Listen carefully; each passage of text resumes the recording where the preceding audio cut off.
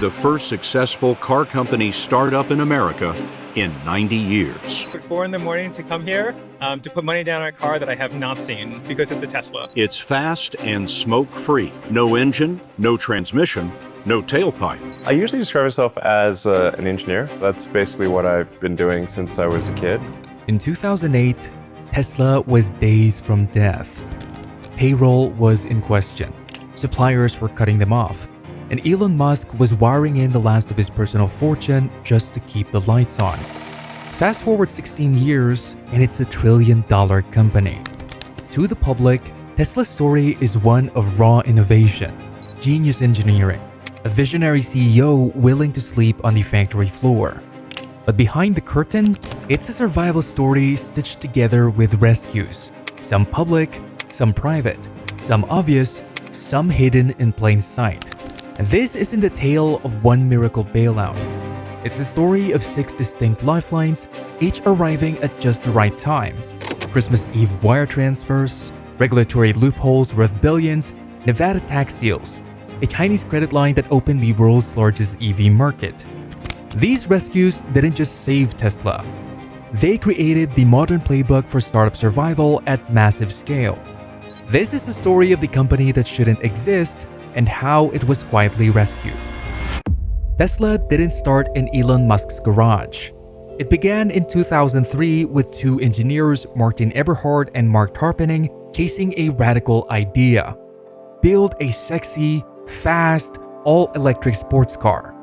By 2006, Tesla unveiled the Roadster, a Lotus Elise chassis stuffed with lithium-ion laptop batteries. It promised 0 to 60 in under 4 seconds and 200 plus miles of range, numbers that sounded like science fiction. Building it was a nightmare. Costs ballooned from $65,000 per car to over $140,000. Tesla missed deadlines by years. A leadership shakeup pushed Eberhard out.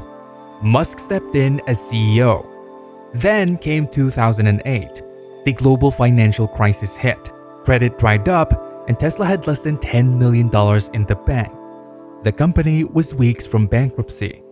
Musk poured in $20 million of his own money, the last of his PayPal fortune. It wasn't enough. On December 24, 2008, a deal came together in the final hours: $40 million in emergency convertible debt from existing investors. The wire transfer went through at 6 p.m. on Christmas Eve. Tesla's payroll cleared the next morning. 2 years later, Toyota quietly bought a 2.4% stake for $50 million. They'd sell it in 2012 at a loss, but the validation kept Tesla's credibility intact during the Model S development. Emergency capital bought Tesla time, and they used it to turn crisis into opportunity. In 2009, Tesla secured its most controversial rescue, a $465 million loan from the US Department of Energy's Advanced Technology Vehicles Manufacturing Program. For context, that was more than 10% of the entire $25 billion program budget. Tesla's market cap at the time, under $2 billion. Politically, the timing was dangerous. The Obama administration was fresh off the $535 million cylinder collapse. Fisker Automotive had just imploded after getting $529 million approved. Tesla was walking into a storm of skepticism. A 2011 Officer of Inspector General Audit flagged Tesla's loan as higher risk due to the company's unproven manufacturing record. Republicans called it picking winners and losers. But Tesla played the PR game perfectly. The Fremont factory reopening became a photo op. Politicians toured the floor. Musk promised thousands of green jobs. The money could only be used for Model S development and factory upgrades. It couldn't cover Tesla's burning operational costs, but it funded the infrastructure that made mass production possible. In 2013, Tesla made a show of paying the loan off 9 years early, just weeks after a secondary stock offering surge. Musk claimed Tesla was the only American car company to have fully repaid the government. The numbers tell the story. Tesla's production capacity jumped from 600 Roadsters total to 20,000 plus Model S vehicles annually. The DOE loan didn't just provide a capital, it provided industrial credibility. Tesla's most profitable product in the 2010s wasn't a car, it was regulatory compliance. Every electric vehicle Tesla sold earned zero-emission vehicle credits, tradable certificates created by California's clean air regulations. Legacy automakers like GM, Chrysler, and Toyota didn't have enough EVs to meet quotas. Tesla had nothing but EVs. The result? A seller's market for regulatory compliance. Between 2012 and 2020, Tesla made over $3.3 billion selling ZEV credits to competitors. In 2020 alone, Tesla pulled in $1.6 billion from credit sales, more than its entire annual net income. Layer on the $7,500 federal EV tax credit for buyers, plus generous state incentives, and you had a machine that printed both sales and subsidies. This wasn't just extra revenue. The ZEV credits had 100% margins and required zero additional production. Tesla could sell credits for cars they'd already built and delivered. From 2018 to 2020, ZEV credit sales averaged $1.4 billion annually, while Tesla's R&D spending averaged $1.3 billion. In Q2 2019, when Tesla reported $408 million in automotive gross profit, ZEV credits contributed $354 million of that total. Without regulatory credits, Tesla's core car business was barely breaking even. In essence, competitors were funding Tesla's next-generation development while Tesla built the cars that would eventually make those competitors obsolete. In 2014, Tesla faced a manufacturing reality. Without cheaper batteries, the promised $35,000 Model 3 was impossible. The solution required the world's largest battery factory. Tesla launched a bidding war between states for the Gigafactory location.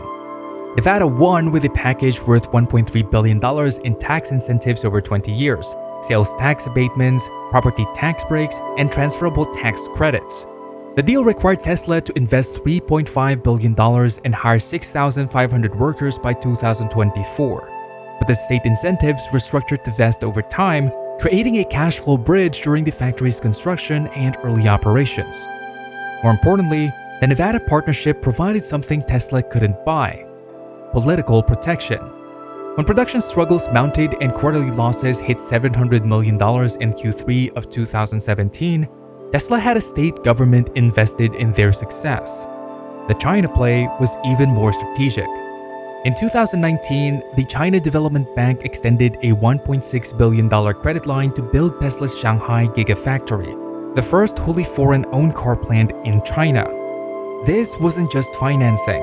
It was market access to the world's largest EV market, plus a geopolitical hedge against US trade war uncertainty. Shanghai Gigafactory went from groundbreaking to production in 357 days, faster than any comparable facility in Tesla's history. The result? By 2021, Tesla's China operations generated $13.8 billion in revenue, nearly 25% of global sales, while operating at higher margins than US production due to lower labor and logistics cost. July 2017, Tesla launched the Model 3, promising to democratize electric vehicles at $35,000. Musk projected 500,000 cars annually by 2018. Reality: assembly lines weren't ready. Robots malfunctioned. Suppliers fell behind. Some cars came off the line missing seats, trim, even windows. By Q2 2018, Tesla was producing just 2,000 Model 3s per week against a target of 5,000. Cash burn peaked at $1 billion per quarter. Analysts predicted bankruptcy within months. Then came the solution that looked insane: a third Model 3 assembly line built inside a giant tent in the parking lot.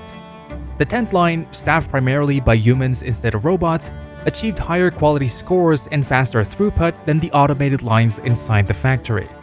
Q3 2018, Tesla posted its first profitable quarter in 2 years. Model 3 production hit 4,300 units per week. The stock jumped from $244 to $387 in 6 weeks. Survival through production hell demonstrated Tesla could scale manufacturing under extreme pressure. That crisis-solving ability became a key part of Tesla's public image and investor confidence. More critically, survival through production hell demonstrated Tesla could scale. Orders didn't disappear during the crisis. They accumulated. Customer deposits provided working capital during the worst cash burn periods. From 2013 to 2019, Tesla wasn't just heavily shorted. It was the most shorted stock in America. At times, over 25% of shares outstanding were sold short, representing billions in bets against the company. Musk turned this hostility into a fundraising advantage. Every stock spike triggered by good news became an opportunity to issue new shares or convertible debt at favorable prices. The pattern: announce progress, stock jumps, shorts cover, retail investors pile in, Tesla issues new equity. Between 2016 to 2020, Tesla raised over $12 billion this way. Musk's combative social media presence wasn't just ego. It mobilized retail investors who treated Tesla's survival case like a cause. They didn't just buy the stock, they defended it online, bought dips, and held through volatility. The 2020 short squeeze was the culmination. As Tesla posted consecutive profitable quarters and ramped Model 3 production globally, short sellers were forced to cover at massive losses. The stock gained 740% that year. Tesla had weaponized market skepticism. Short seller pressure created volatility. Volatility attracted attention. Attention built brand awareness, and brand awareness drove sales. The capital markets became a marketing channel. Tesla wasn't the first electric car company. Fisker Automotive, Better Place, Aptera, and dozens of others raised billions chasing the same vision. Fisker raised over $1 billion and had a gorgeous luxury EV.